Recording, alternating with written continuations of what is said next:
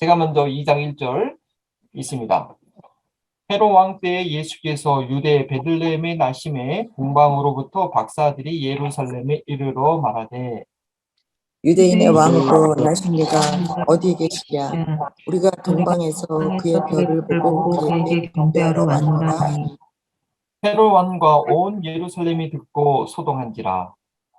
왕이 모든 대제사장과 백성의 서기관들을 모아 그리스도가 어디서 나겠느냐 물으니 이르되 유대 베들레헴에 오니 이는 선지자로 이렇게 기록된 바. 또 유대 땅 베들레헴아 너는 유대 고을 중에서 가장 작지 아니하도다. 내게서 한 다스리는 자가 나와서 내 백성 이스라엘의 목자가 되리라 하였음이니이다. 이에 헤롯이 가만히 박사들을 불러 별이 나타난 때를 자세히 묻고 베들레헴으로 보내며 이르되 가서 아기에 대하여 자세히 알아보고 찾거든 내게 구하여 나도 가서 그에게 경배하게 하라. 박사들이 왕의 말을 듣고 갈새 동방에서 보던 그 별이 문득 앞에 인도하여 가다가 악이 있는 곳 위에 머물러 서 있는지라. 그들이 별을 보고 매우 크게 기뻐하더라. 집에 들어가 아기와 그의 어머니 마리아가 함께 있는 것을 보고 엎드려 아기께 경배하고 보배압을 열어 황금과 유황과 몰약을 예물로 드리니라. 함께 읽겠습니다. 그들은 그의 다른 길로 돌아간다. 아멘. 이는 살아계신 하나님의 말씀입니다. 네, 마이크를 꺼주시고요. 네, 하나님 나라의 중심은 예수 그리스도입니다. 아브라함에게 약속하셨던 그 내 씨로 말미암아 천하 만민이 복을 얻으리라 했을 때 그 씨가 바로 예수 그리스도이시며 다윗에게 내 씨를 내 뒤에 세워 그의 나라를 견고히 하리라고 약속하신 그 씨가 바로 예수 그리스도이십니다. 에덴 동산에서 뱀에게 속아 하나님의 대리자의 자리를 빼앗긴 인류가 그 뱀의 머리를 깨부심으로 그 역할이 회복될 소망을 갖게 할 여자의 후손이 바로 이 예수 그리스도이십니다. 그러나 에덴 동산에서 아담과 하와를 속였던 그 옛뱀은 여전히 지금도 인류를 속이고 있습니다. 여러분, 아직도 사탄이 그 뱀이 어떻게 우리를 속이고 있는 가 가장 큰 거짓말이 무엇인지 아닙니까? 창조주를 아는 것이 인생의 가장 큰 목적이며 내 인생의 주인을 바로 아는 것이 참된 지식인데 아담과 하와를 속였듯이 여전히 동일하게 인간으로 하여금 나로 하여금 하나님처럼 되라고 합니다. 여러분들 하나님처럼 된다는 것이 뭐 거창한 것이 아닙니다. 창조주를 인정하지 않고 내 힘으로 내 지식으로 열심히 노력하면 행복하게 살 수 있다고 생각하게 하는 것입니다. 내 인생 내 의지대로 마음만 먹으면 충분히 할 수 있다고 부추기는 것이 바로 사단이 네가 하나님처럼 될 수 있다라고 말하는 것입니다. 내가 내 인생의 왕이 되게 하는 것입니다. 그런데 그것만으로 끝나지 않습니다. 남을 다스림으로 다른 이들을 통제함으로 인간에게 다스리라고 했던 것은 다른 피조물들이죠. 물론 범죄 외에 그것도 다 뺏겼지만요. 다른 사람을 다스림으로 내가 왕임을 증명해 보이려고 합니다. 일명 갑질이라고 하지요. 조금만 힘이 있다고 생각되면 내가 더 뛰어나다고 판단이 되면 남들을 자신의 뜻대로 통제하려는 욕구가 꿈틀꿈틀 올라옵니다. 아이고 미련해 저렇게 하면 안 되는데 저렇게 하면 망한다면서 뭐 자기가 더 잘한다고 막 계속 얘기하는 거죠. 저희는 누군가에게 자신의 주장을 강요하는 것에 대해서 조심해야 됩니다, 여러분들. 예수님을 주인으로 섬기는 그리스도인들은요, 모든 다른 사람들에 대해서 무엇만 있는 것이냐, 섬김만 있을 뿐이지. 그래서 참 섬김이 중요합니다. 이 섬김이 몸에 배야 됩니다. 섬김만 있을 뿐이지 아무리 좋은 것이라도 아무리 옳은 것이라도 주장하는 자세를 취하면 안 됩니다. 왜냐하면 만왕의 왕이신 예수님께서만 그 사람을 주장하시는 주인이 되기 때문입니다. 그런데 내가 주장하라고 한다면 그 사람의 주인이 내게 되겠다라는 것이죠. 내가 왕이라는 것이 그 죄의 본성이 나타나는 것밖에 안 되는 것입니다. 제가 서두에 왜 이런 말씀을 드리는가 하면 앞으로 배울 2주간의 말씀은 결국 이 왕권에 관한 내용이기 때문입니다. 여러분 한국의 사극 드라마 보시면 재밌죠? 왕권에 대한 다툼 그것들이 있지 않습니까? 그런 내용이라는 것이죠. 예수님의 왕권을 인정하는 자는 예수님께 경배를 드리지만 자신의 왕권을 포기하지 않는 자는 예수님의 왕되심이 자기 존재에 대한 위협이 되고 도전의 대상이 된다는 그런 이야기입니다. 마태가 하나님 나라의 족보를, 그 왕의 족보를 설명한 이후에 비범한 왕의 출생을 지난주에 소개하고 자연스럽게 나오는 이야기의 구성이 뭐냐? 이 왕권에 대한 도전인 것입니다. 아닌 것 같지만 우리는 누구나 자신이 왕이 되어 지배하며 살고 싶은 그런 욕망 가운데 있다라는 것이죠. 배우자를 지배하려고 하고 자녀를 지배하려고 하고 직원들을 지배하려 하고 자기보다 좀 아래에 있다고 생각되면 돈으로, 지식으로, 교묘하게 때로는 폭력으로 가차없이 내가 왕이다 하고 지배하며 달려드는 것입니다. 무엇이 예수님을 왕으로 인정하는 삶이고 무엇이 예수님을 왕으로 인정하는 척하는 삶인지 사단의 속임수와 미혹으로 인해서 구분이 잘 안 되기 때문에 자기도 모르게 그런 행동을 하는 것입니다.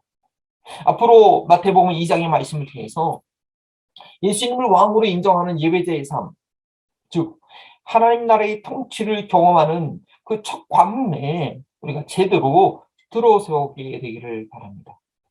먼 길을 와서 위기 가운데도 예수님을 왕으로 경배하기에 성공했던 이 동방박사들과 오늘 읽었던 그 본문이죠. 그리고 다음 주에 자세히 볼 우리 예수님을 왕으로 경배하는 척 하려다가 실패해서 무시무시한 살인을 저지른 이 헤롯 왕. 예수님을 찾는 데 도움은 주었지만 훗날 왕이신 예수님을 죽이는 일을 한 이 대제사장과 서기관들의 모습을 보면서 저희가 어떻게 이 사단의 속임수를 벗어나서 나의 왕됨이 아니라 예수님의 왕되심을 인정하는 예배자의 삶을 살 수 있을지 성령의 세미한 음성과 인도하심을 받는 저희들이 되기를 바랍니다. 이번 주는 이 동방박사의 아주 드라마틱한 그런 상황을 보겠습니다. 표면적으로 볼 때 이 동방박사들의 놀라운 점은 먼 거리, 오랜 시간의 장거리 여행을 마다하지 않고 찾아왔다는 것이며 어린 예수님께 가장 귀한 예물을 드렸다는 것입니다. 그러나 저는 이들이 하나님 나라의 인도하심을 받는 그 과정을 면밀하게 살펴보고 저희들의 예배하는 일상의 삶에 적용할 수 있기를 바랍니다. 예배는 하나님 나라, 하나님의 통치의 시작이며 또한 완성입니다. 동방박사들이 아기 예수님께 경배하기 위해 하나님의 인도심을 받았던 과정은 세 가지로 나눌 수 있습니다. 여러분 주보에 그 설교 요약지가 있는데요. 가이드라인을 보면 나와 있죠. 일반 계시의 관찰, 그리고 특별 계시의 확인, 상황을 뛰어넘는 인도하심입니다. 첫 번째 일반 계시, 그의 별을 보고. 일반 계시라는 것 여러분 한두 번 정도 들어보셨을 것입니다. 무엇이냐? 하나님께서 만드신 그 모든 만물 가운데 드러난 하나님의 뜻입니다. 뭐 최근에 통과의 그 화산 폭발이나 뭐 자연 만물 가운데 우리 인간이 이해하지 못한 그런 여러 가지 의미들이 있습니다. 그런데 그 모든 만물 가운데 하나님의 뜻이 있다는 것이죠. 그리고 그 만물을 통해서 말씀하시는 하나님의 보편적인 뜻, 또한 우리 인간의 양심을 통해서 말씀하시는 모든 사람이 알 수 있는 보편적인 하나님의 뜻입니다. 그래서 복음 전파가 가능한 거고 믿음으로 반응하게 되는 것이죠. 2절에 동방박사들이 무엇이라고 말했는지 우리 2절 말씀을 다 함께 한번 읽어 봅니다. 유대인의 왕으로 나신 이가 어디 계시냐? 우리가 동방에서 그의 별을 보고 그에게 경배하러 왔노라 하니. 우리가 동방에서 그의 별을 보고 그에게 경배하러 왔다고 했습니다. 이 동방 박사들은 특이한 별이 나타나는 것을 보고 유대의 왕이 태어났다는 것을 알았습니다. 하나님께서 만드신 별을 통해서 인류를 향한 가장 결정적인 그 순간을 파악한 것입니다. 이 동방 박사들은 누구일까요? 뭐 여러 가지 가설들이 있습니다. 뭐 성경에 나와 있지 않으니까 그냥 사람들이 상상을 하는 것이죠. 근데 그 이름으로 볼 때 예루살렘 동쪽에서 사는 이들이라는 것은 확실합니다. 그리고 이 박사라고 번역한 헬라어 단어 마고이, 마기의 복수형 마고이인데요. 이거는 여러 가지 뜻이 있습니다. 고대의 제국 가운데 왕실과 가까웠던 현인이나 박사, 또 박수, 점술가 등을 통칭하는 단어로 마기라는 마귀가 아닙니다. 마귀라는 그런 매기라고 하죠. 매기, 네, 매기, 네. 매직이라는 단어도 거기서 나왔고요. 통칭합니다. 그러나 그 중에서 점성가나 박수는 아닙니다. 왜냐하면 하나님께서 별을 보고 점을 치는 것을 금하셨기 때문이죠. 그래서 하나님과 별에 대한 지식이 풍부했던 욥의 후손이라는 말도 있습니다. 욥에 보면 욥이 별에 대해서 얘기하는 내용들이 있죠. 아니면 시바와 여왕이 후손일 것이라는 그런 의견도 있습니다. 또는 다니엘이 바벨론에 있을 때 바벨론은 페르시아까지 긴 시간 동안 고위 관직을 있지 않았습니까? 있을 때 이 다니엘의 영향을 받은 당시의 현인들이라는 주장도 있는데 제가 볼 때는 이것이 가장 타당성이 있어 보입니다. 그리고 이들이 어떻게 별의 나타남과 유대인의 왕의 출생을 연결할 수 있는지는 분명하지 않지만 민수기에 이런 말씀이 있습니다. 민수기 12장, 14장 17절에 보면 한 별이 야곱에게서 나오며 한 규가 이스라엘에게서 일어나서 한 별이 야곱에서 나온다는 말이죠. 그 규라는 것은 통치자가 아닙니까? 이 말씀은 우리 동방의 선지자 누구죠? 발람, 발락 왕의 하이어에서 왔던 이 발람, 거리 선지자죠, 그렇죠? 돈 받고 예언하는. 근데 이 발람이 하나님의 인도하신 가운데 어쩔 수 없이 축복하는 예언을 하게 되는데 그때 이 발람이 모압 광야에서 이스라엘 민족의 대열을 보면서 한 예언입니다. 그것을 발락 왕이 들었어요. 따라서 이방 민족 가운데서도 이런 특이한 별의 출현과 메시아의 도래에 대한 소문이 전해 내려올 가능성이 있었던 것이죠. 그래서 이러한 내용에 대한 지식을 가지고 이 별을 연구하던 동방의 박사들이, 학자들이 특이하게 나타난 별을 유심히 보고 때를 놓치지 않고 이 먼 길을 여행했다라는 것입니다. 그러나 그들은 정확한 장소는 알 수 없었습니다. 단지 별의 나타남을 통해 유대의 통치자가 태어났다는 것은 알았기 때문에 단지 유대의 수도 예루살렘을 찾아가서 그 당시의 통치자였던 헤롯 왕에게 문의한 것입니다. 그들은 당연히 유대의 왕이라고 하면 그 통치자가 머무르는 곳에 태어났을 것이라고, 그 현재 왕의 아들이 태어났을 거라고 생각을 한 거죠.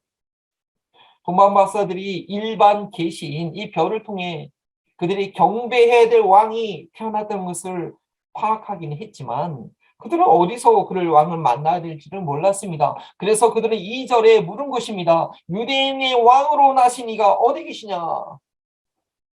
권력욕이 강해서 이 헤롯 대왕의 그 기록을 보면요. 자기 권력을 유지하기 위해서 자기 부인이나 자기 아들까지 살해한 그런 무지막지한 사람이다. 근데 그 사람이 유대를 지금 다스리고 있는데 헤롯 왕에게 나타나서 이러한 질문을 했다는 것 참 위험천만한 일이죠.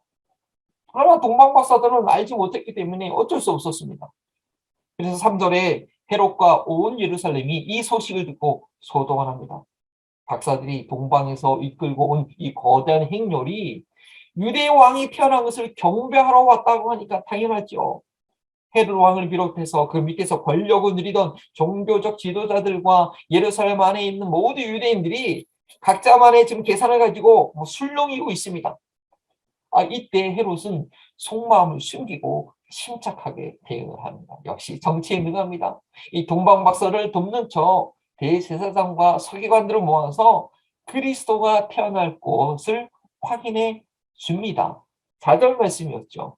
그래서 율법이 정통한 이 대제사장과 서기관들은 조금도 서슴지 않고 금방 그리스도가 태어날 장소에 대해서 지워내죠. 우리 5절과 6절 말씀입니다. 이르되 유대 베들레헴이 오니 이는 선지자로 이렇게 기록된 바 곧 유대 베들레헴아 너는 유대 고을 중에 작지 아니하도다. 내게서 한 다스린 자가 나와서 내 백성 이스라엘의 목자가 되리라. 이 말씀은 미가서 5장 2절에 미가 선지자가 예언한 말씀입니다.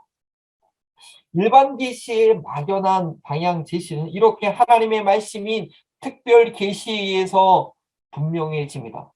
특별 계시라는 것은요, 하나님께서 정황공한 방법으로 하나님의 뜻을 정확히 보여주시는 것입니다. 저희는 이 특별 계시를 통해서 구원의 길을 알 수 있습니다. 성경이 그렇고 이 하나님을 보여주시는 예수 그리스도가 그렇습니다. 그래서 저희는 늘 성경을 읽어야 되는 것이죠. 일반 계시인 이 반짝이는 별이 예수님의 태어나심을 알려주었다면 특별 계시인 이 미가서의 말씀은 예수님께서 태어나신 장소를 정확하게 집어준 것입니다. 이렇게 일반 계시와 특별 계시 조합 가운데 저희는 하나님의 인도하심을 보다 정확하게 받을 수 있습니다. 하나님께서는 모든 상황과 환경을 통해서 말씀하실 수 있는 분입니다. 발람 선지자, 좀 성경 통독할 때 민수기 보면 아주 재미있는 이야기를 여러분들 읽게 될 것인데, 발람 선지자의 경우에 보면요, 나귀의 입을 통해서도 말씀하십니다. 저희가 24시간 성경을 붙들고 늘 성경만 읽고 살 수 있는 것이 아니기 때문에, 그것이 아니라 저희가 우리 주어진 삶의 그 반경 가운데서 살아가고 있기 때문에 저희는 그 환경을 통해서 내 반경 가운데 일어나는 일들을 통해서 말씀하시는, 인도하시는 주님의 뜻을 분별할 수 있어야 된다는 것이죠. 동방 박사들이 특이한 별이 뜨는 것을 보고 하나님의 때를 분별했던 것처럼 여러 가지 정황을 통해서 말씀하시는 하나님의 인도하심이 있는 것입니다. 그러나 그것이 전부가 아닙니다. 그것만으로는 동방 박사들이 헤롯 왕에게 찾아가서 물어보는 것처럼 정확하지도 않고 도리어 위험해질 수 있습니다. 특별 계시인 말씀을 통해서 반드시 확인되어야 됩니다. 환경적으로 알게 해주시는 하나님의 뜻이 성경의 원리와 동일한지 점검해 봐야 합니다. 성경 전체에 드러난 하나님의 뜻과 일치하는가를 볼 수 있어야 합니다. 성경을 딱 열었는데, 딱 폈는데 어떤 구절이, 어떤 단어가 눈에 확 들어왔다고 해서 그 구절과 그 단어대로 하라는 말이 아닙니다. 그렇게 들어온다 할지라도 그 내용을 이해할 줄 알아야 되고 그래서 상황에 적용할 수 있어야 됩니다. 실제로 하나님께서는요, 어떤 구절과 어떤 표현을 가지고 내 상황에 맞게 강력하게 확신을 주실 때가 있기도 합니다. 그러나 그 구절이 뜻하는 성경적 원리에 대한 확신을 가져야 됩니다. 저희 경험을 한 가지 나눕니다. 종종 말씀드리지만 고등학교 때 진로를 두고 한참 고민했습니다. 하나님의 부르심에 대한 확신이 없었죠. 대학 진학을 앞두고 억지로 신학기에 원서를 냈지만 그냥 등이 떠밀려서 어쩔 수 없이 있는 상태였습니다. 결국에는 신학교에 들어가지 못하고 일반 학교에서 일반 학과를 공부하고 있었습니다. 그런데 그렇게 한 학기를 마친 여름방학 중에 천둥처럼 부르시는 주님의 음성이 들렸습니다. 여름 성경학교 교사로 섬기고 있었죠. 그런 성경은 피곤하죠. 아이들하고 하루 종일 이렇게 해야 되니까. 그런데 저녁날 밤 피곤하게 잠이 들었는데 엄청난 폭풍과 천둥 번개가 몰아치는 것입니다. 달라스에 있을 때는 그런 일을 많이 경험했는데 한국에 있으면서 그렇게 비바람이 몰아치고 막 번개가 쾅쾅 치는데 잠을 잘 수가 없었습니다. 잠을 깨웠습니다. 그리고 너무 무서운 마음이 들어가지고요. 내가 애들 가르치다가 뭐 잘못했나? 막 회개 기도를 했어요. 회개 기도하고, 뭐 우리 부모님에 관한 회개 기도하고, 뭐, 하여튼간 막 너무 겁이 나서 회개 기도를 했습니다. 기도가 다 끝난 다음에 책상에 앉아서 성경을 딱 펼쳤는데, 히브리서 5장 4절 말씀이 제 눈에 확 들어오는 것입니다. 아직 잠이 덜 깨서 그랬는지 모르겠지만, 이 글씨가요, 제 눈에 현미경으로 확대된 것처럼 이렇게 확 떠서, 말씀이 확 따서 제 눈에 들어오는 거예요. 이 말씀을 너는 반드시 봐야 한다고 하나님께서 친히 말씀하는 것 같았습니다. 그게 어떤 내용이었냐면요. 히브리서 5장 4절 말씀에 보면 이런 말씀이 있습니다. 이 존귀는 아무나 스스로 취하지 못하고 오직 아론처럼 부르심을 입은 자라야 할 것이니라.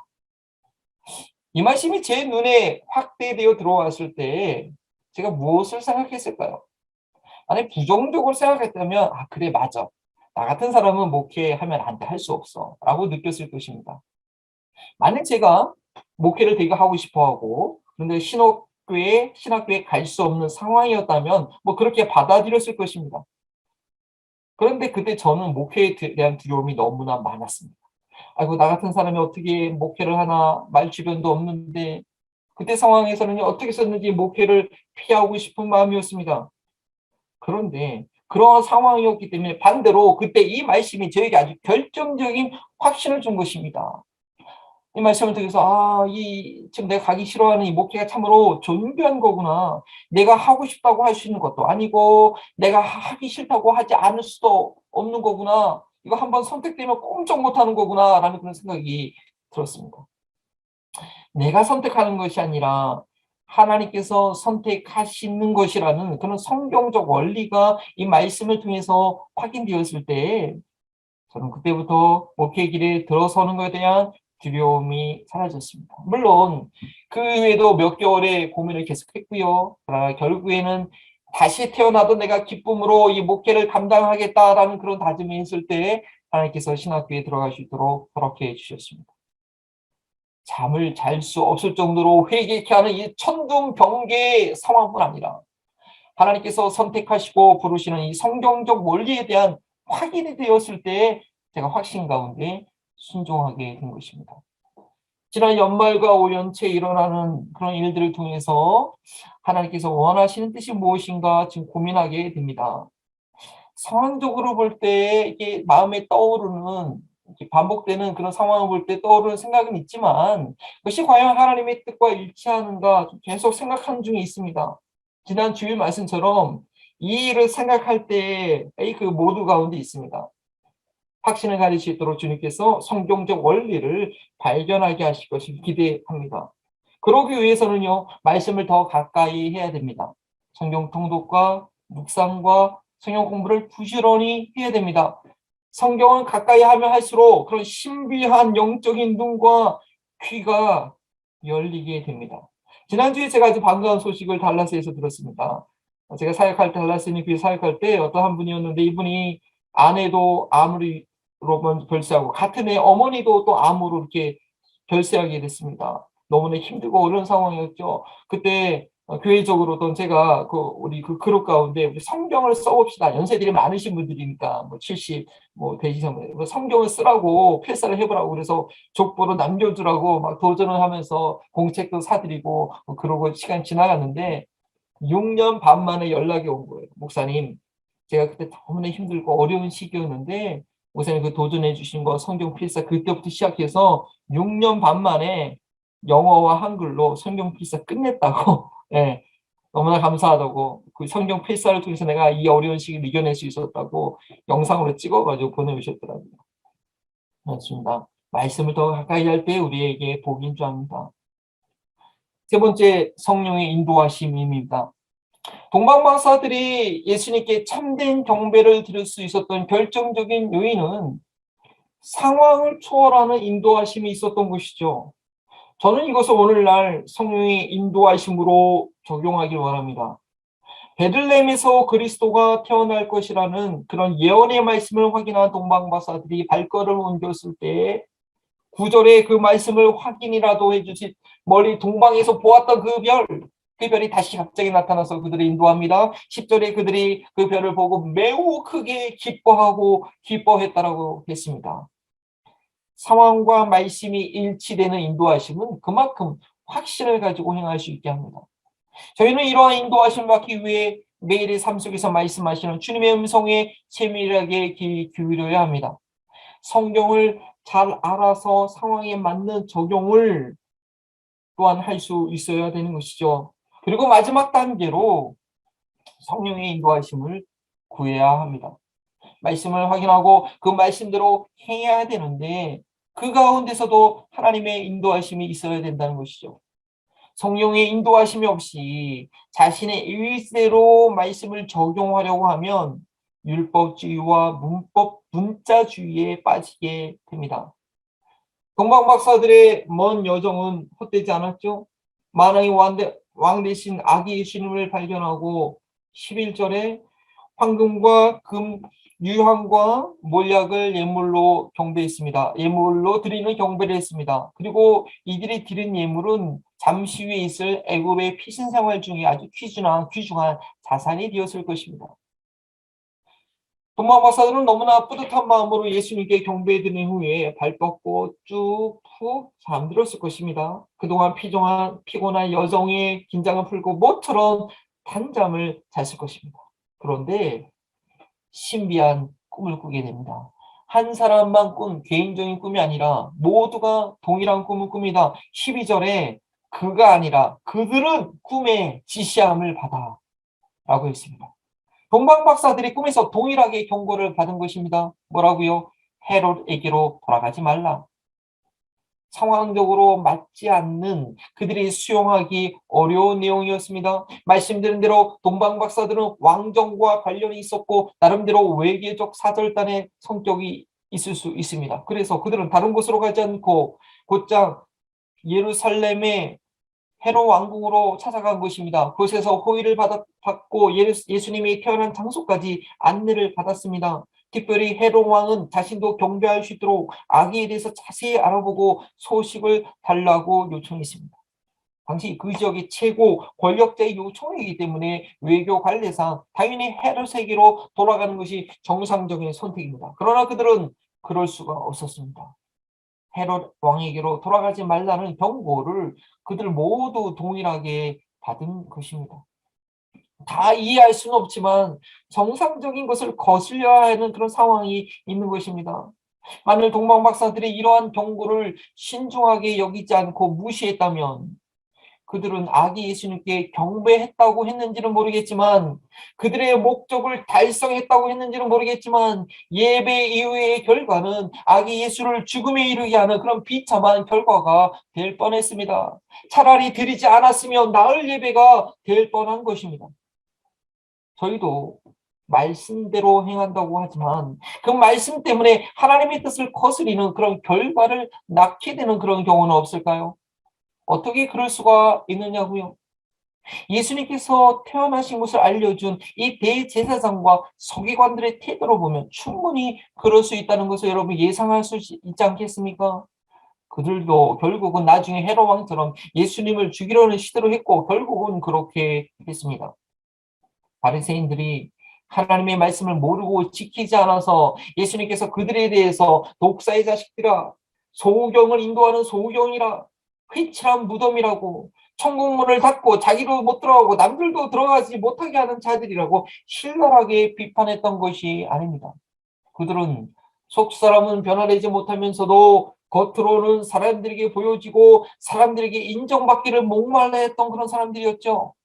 말씀을 지키는 것이 하나님의 의 때문이 아니라 하나님의 의를 덮는 것이 아니라 자신들의 의가 되었던 사람들입니다. 남들이 보는 데서 지켜서 남들에게 인정받는 자신들은 잘난 사람들이고 그렇지 못한 사람들은 경멸할 사람으로 여겼습니다. 남들이 보지 않을 때는 온갖 추악한 일을 다 하면서도 말입니다.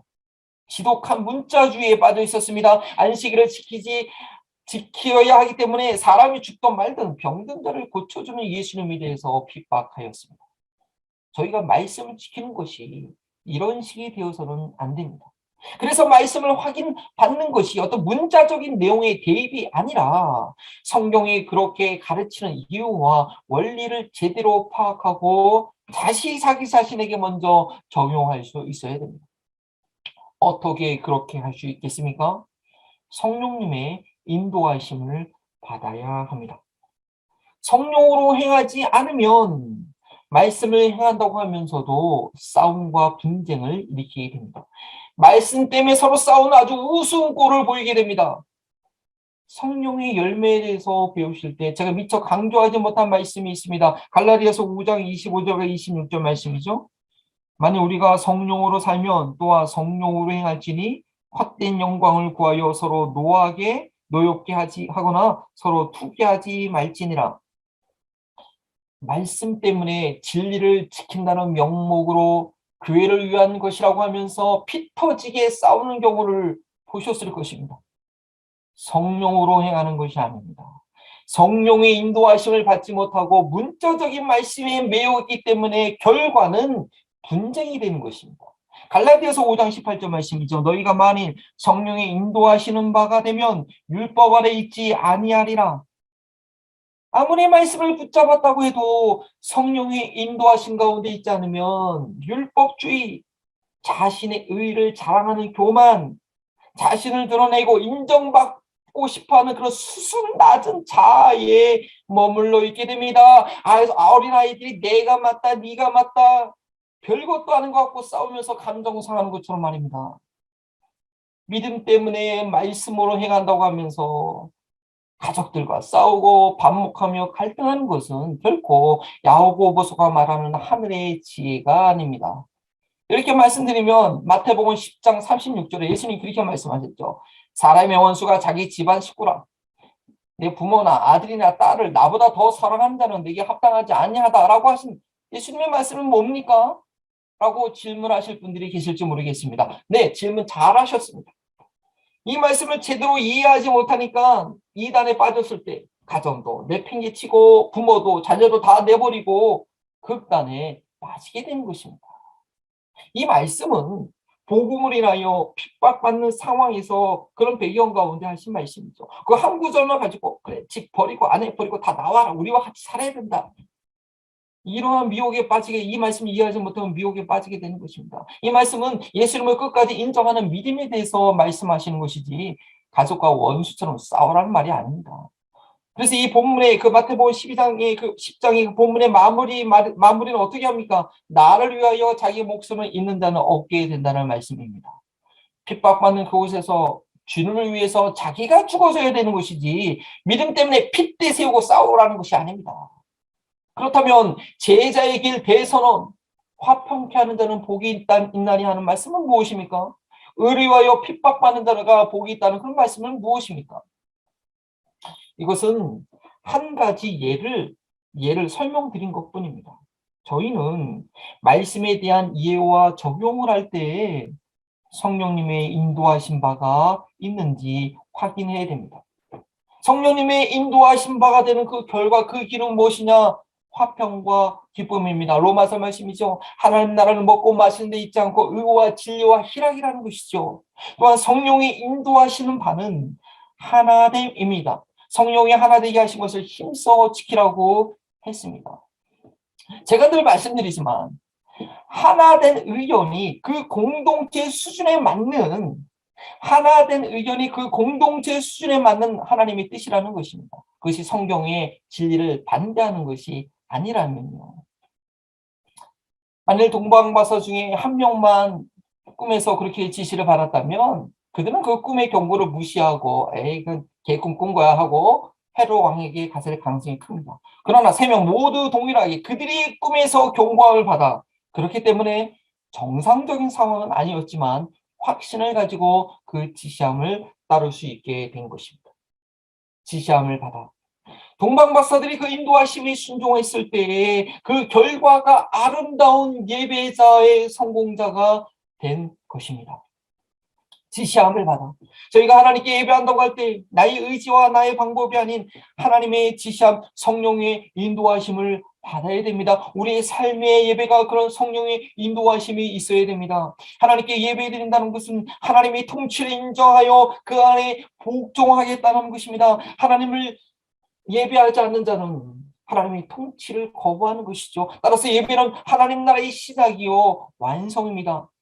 천국 복음, 하나님 나라의 복음을 증거하는 마태가 예수님의 탄생을 증거할 때 이 동방박사들 어떻게 성공적인 예배를 드렸는지 저에게 알려주는 이 3가지 요소는 앞으로 하나님 나라의 복음을 이해하는 데 아주 중요한 기초가 되는 것입니다. 말씀을 마무리합니다. 나의 삶 가운데 하나님 나라가 이루어지는 예배의 삶을 위해서는 모든 상황 가운데 말씀하시는 하나님의 뜻에 귀 기울일 수 있어야 됩니다. 그냥 지나치면 안 됩니다. 예상치 못했던 일, 예상치 못했던 그 관계들, 아니 특별한 일이 아니라도 매일의 일상의 삶에서 소소한 일을 통해서 다가오시는 그 주님을 발견할 수 있어야 됩니다. 내 삶 가운데 매일같이 떠오르는 그 별을 볼 수 있어야 됩니다. 그러나 그것만으로는 충분하지 않지요. 말씀의 확인을 받아야 됩니다. 그 말씀의 확인을 받지 않으면 헤롯에게서 가서 물어보는 그런 엄청난 위험에 직면할 수 있어야 됩니다. 특별계시에 드러낸 이 말씀의 뜻과 일치하는지 저희는 늘 확인을 해야 됩니다. 저희가 여기까지는 무척 잘하는 것 같습니다. 그러나 말씀대로 행할 때에 성령의 인도하심을 받는 그 마지막 단계가 반드시 있어야 됩니다. 화평케 하시는, 하나 되게 하시는 주님의 인도하심인지 잠잠히 살펴봐야 되는 것이죠. 그렇게 성령의 인도하심을 받지 못하면 어떻게 됩니까? 이 말씀은 하나의 죽은 문자가 되어서 그 말씀을 지킨다는 것이 결국 자기 의를 쌓는, 자기 자랑질하는 그런 어리석은 일을 하게 되는 것입니다. 말씀을 지켜 행한다면서도 속 사람의 변화는 없고 외부의 인정만 구하게 됩니다. 이렇게 다른 사람의 인정을 목말라 하는 구하는 그런 외식적인 삶 가운데는 하나님의 마음이 없기 때문에 복음 증거에 대한 생각도 없게 됩니다. 내 안에 예수님의 인격이 잉태되는 것이 아니라 헤롯처럼 죽으는 일만 하게 되게 됩니다. 예수님의 인격이 내 안에서 자라지 않으니까 예수님을 드러내는 일도, 전파하는 일도 할 수가 없게 되는 것입니다. 나의 만족을 위한 예배가 아니라 진정으로 예수님을 예배하는 자의 삶 가운데는 예수님이 증거될 수밖에 없습니다. 저희가 연말과 연시에 예배드리기 어려운 환경을 지나고 있습니다. 그러나 그 모든 환경을 세밀히 관찰함과 말씀으로 확증함과 성령의 인도하심, 즉 지시함을 드리는 우리의 예배의 삶이 된다면 예수님의 손과 발이 되는 하나님의 나라는 저희 교회 가운데, 저희 교회에 속한 성도들의 모든 삶 가운데 능력 있게 임하게 될 것입니다. 그러한 소망을 가지고 다 함께 마지막 응답 찬양 예수 나를 오래 하네 찬양 드리십니다. 예수 나를 오라 하네 예수 나를 오라 하네 어디든지 주를 따라 주와 같이 가렸네. 다시 한번 예수 나를 오라 하네 예수 나를 오라 하네 예수 나를 오라 하네 어디든지 주를 따라 주와 같이 가렸네 주의 인도하심 따라 주의 인도하심 따라 주의 인도하심 따라 어디든지 주를 따라 주와 같이 가렸네 겟세마네 동산까지 겟세마네 동산까지 주와 함께 가려 하네 주와 함께 가려 하네 피땀 흘린 동산까지 피땀 흘린 동산까지 주와 함께 가려네 주의 인도하심 따라 주의 인도하심 따라 주의 인도하심 따라 어디든지 주를 따라 주와 같이 가려 주의 인도하심 따라 주의 인도하심 따라 주의 인도하심 따라 어디든지 주를 따라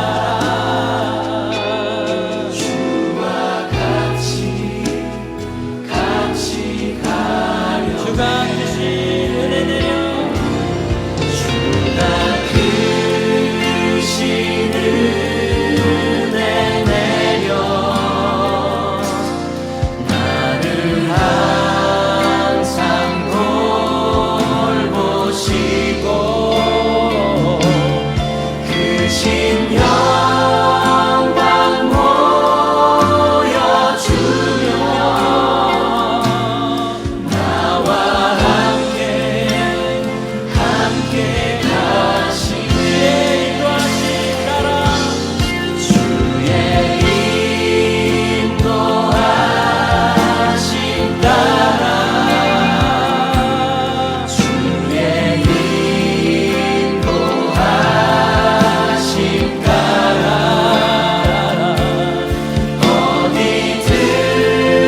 어디든지 주를 따라 주와 같이 가려 주의 인도하심 따라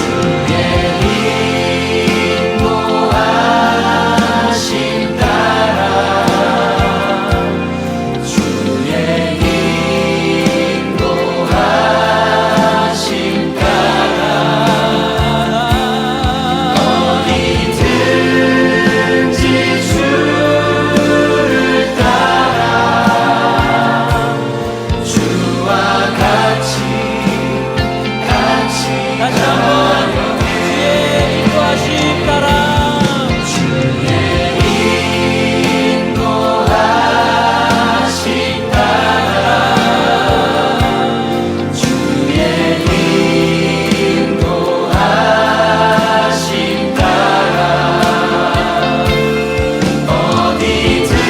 어디든지 주를 따라